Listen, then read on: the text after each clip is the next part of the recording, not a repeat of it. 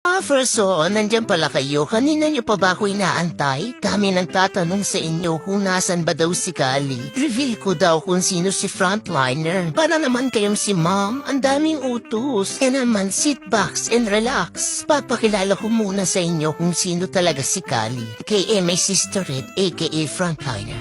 Kali ang unang pangani ni Mom and Dad. Dahil sa sobrang kakyutan niya nabigani si Mom and Dad sa kanya. Siyempre, itong before at ito ang after.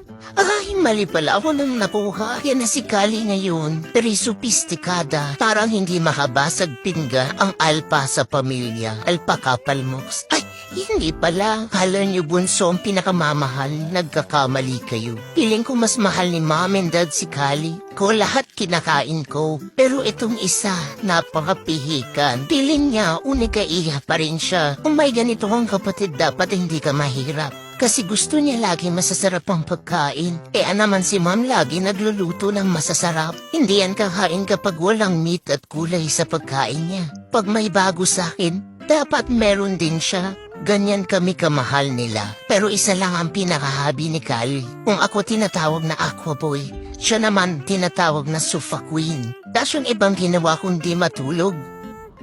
Nang matulog. Dahil konsentidor si Mom, hinahayaan lang niya laging matulog si Kali. Sis, kumilos-kilos ka naman dyan. Napapagod na akong tumahol ng tumahol. Tapos pag maingay ako, papagalitan ako ni Mom.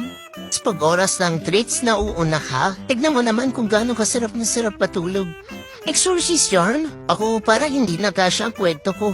Next video na lang tayo.